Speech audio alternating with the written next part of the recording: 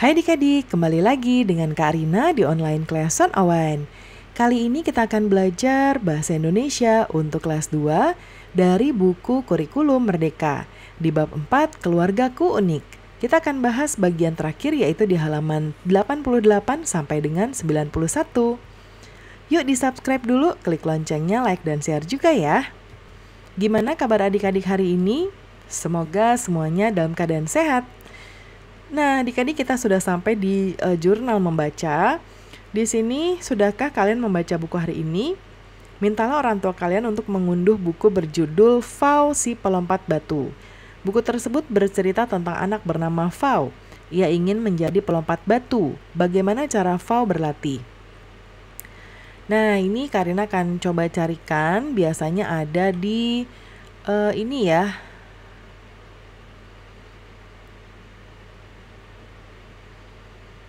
Fau, coba Karina cari dulu. Nah, ini Karina sudah temukan ya. Kita tinggal cari saja di internet atau di Google Fau si Pelompat Batu. Nah, nanti ada yang dari Kemdikbud ya. Kita tinggal klik aja di sini. Nah, judulnya Fau si Pelompat Batu. Nanti kan di jurnal membaca kita akan menulis isian ya, yaitu isi penulisnya siapa namanya, lalu ilustratornya siapa. Nah, ini ada informasinya di sini. Kita baca ya. Nah, ini awalannya dulu. Ceritanya mulai di sini. Paman mengajakku berlibur ke Teluk Dalam Pulau Nias. Sudah 2 tahun Paman mengajar di sana. Tetangga Paman punya anak lelaki. Ia bermain lompat tali di samping rumahnya.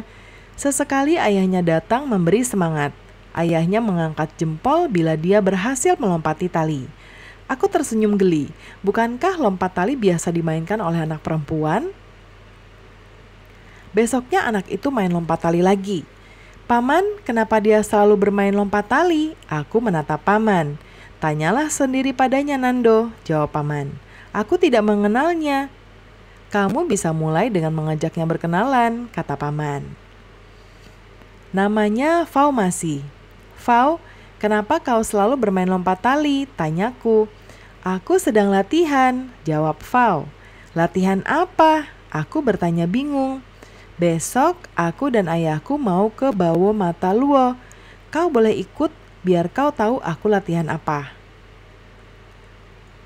Nah, ini ya ada mereka saling menyapa. Nah, kita sudah sampai, kata Paman Zega, ayah Fau. Tempat apa ini? Aku menatap anak tangga di hadapan kami. Tempat atraksi lompat batu, saut Fau. Kau tahu lompat batu, Nando? Paman Zega menatapku. Aku menggeleng. Lompat batu ini tradisi laki-laki Nias. Setiap desa dilindungi dengan pagar batu yang tinggi. Laki-laki harus bisa melompati batu itu supaya dia bisa melindungi desanya atau menyerang desa lawannya. Aku menatap batu di tengah lapangan. Batu itu setinggi pintu rumahku. Setinggi batu itu, Paman. Paman Zega mengangguk. Laki-laki pelompat batu akan menjadi kebanggaan keluarganya, Fau menambahkan. Kok bisa? Bisa melompati batu itu berarti ia sudah dewasa. Bisa menjalankan tanggung jawab, Paman Zega menjelaskan. Dan pemberani, Fau tersenyum lebar. Aku jadi tidak sabar ingin menyaksikan atraksi lompat batu. Setelah pertunjukan tari perang, atraksi yang ditunggu-tunggu pun tiba. 6 lelaki bergantian melompati tumpukan batu. Penonton bersorak setiap mereka berhasil melakukannya. Wah, mereka hebat ya, kataku bersemangat. Fau mengangguk. Kelak aku yang berada di situ. Aku tertawa kencang. Kenapa tertawa? Fau menatapku. Kau selalu bermain lompat tali. Mana bisa melompati batu setinggi itu? Untuk latihan memang pakai tali dan bambu, kata Fau. Aku masih tertawa, teringat Fau bermain lompat tali di samping rumahnya. Kau tahu kenapa Fau berlatih pakai tali karet? Tanya Paman Zega kepadaku. Aku menggeleng. Bayangkan kalau Fau latihan pakai batu. Bila tidak bisa melewati batu, kakinya akan terluka. Benar juga ya, aku mengangguk mengerti. Nanti aku latihan pakai batu kok, ujar Fau semangat. Kapan kau jadi pelompat batu sungguhan? Masih lama, saut Fau. Kalau aku sudah besar nanti. Wah, lama juga ya. Memang, sekarang ayo kita berfoto dengan pelompat batu, Fau mengajakku. Dalam perjalanan pulang, aku tidak melihat pagar batu yang mengelilingi desa. Paman, di mana pagar batunya? Tanyaku. Yang paman sebut tadi terjadi pada zaman dulu. Tidak ada lagi pertengkaran antar desa di sini. Tujuan lompat batu sekarang untuk melestarikan budaya dan mendatangkan wisatawan, jawab Paman Zega. Begitu sampai di rumah, aku menemui Paman. Paman, ternyata Fau ingin menjadi pelompat batu. Itulah sebabnya dia sering bermain lompat tali. Paman tahu kok, kata Paman Zega, dia dulu juga pelompat batu. Kakek Fau juga, kata Paman. Mataku terbelalak. Apa semua laki-laki nias pelompat batu, Paman? Tentu saja tidak, Nando. Selama sisa liburan, aku menemani Fau berlatih. Paman Zega menambah tinggi tali. Fau tidak berhasil melompati tali itu. Aku memberinya semangat. Ayo, ayo, kau pasti bisa. Fau tersenyum. Dia melompat dan berhasil. Aku bertepuk tangan. Fau melompat lagi, dan lagi. Walaupun tidak selalu berhasil, aku terus memberinya semangat. Liburanku pun usai. Aku akan pulang ke Medan. Semoga cita-citamu berhasil. Kelak kau akan menjadi pelompat batu yang hebat, kataku kepada Fau. Terima kasih banyak, Nando. Kami pun berpelukan. Nah, ini adik-adik ya. Itu adalah ceritanya. Ceritanya bagus sekali ya. Nah, kita akan kembali sekarang ke pembelajaran kita. Nah, jadi nanti ini diisi ya. Judul bukunya tadi adalah Fau Pelompat Batu. Nah, nama penulisnya tadi ada di awal. Kita bisa kembali ke halaman awal. Nah, ini T. Sandi Situmorang ya.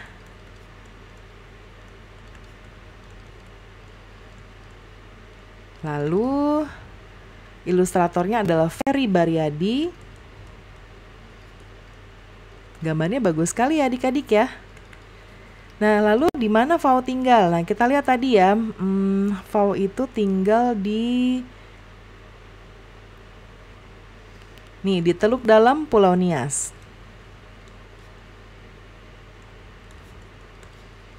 Pulau Nias.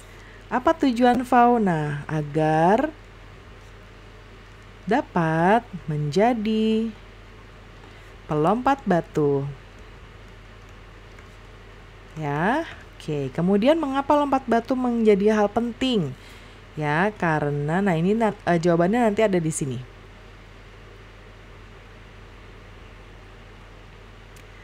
Ada di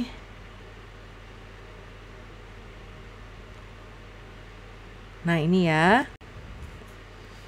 Karena merupakan kebanggaan keluarga.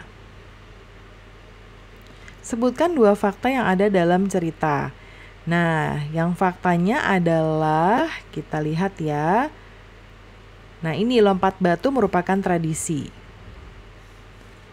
Lompat batu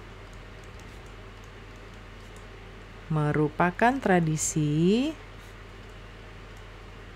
Ya, ini satu. Yang kedua itu adalah ada di awal tadi ya tentang Pulau Nias nih.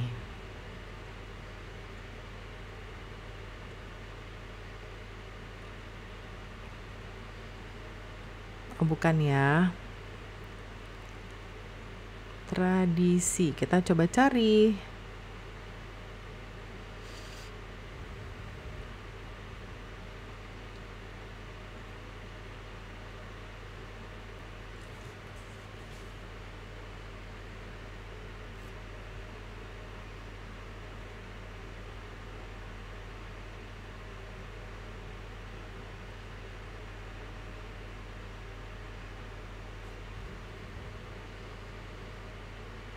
Oh, ini. Bisa juga ini ya, Paman Zega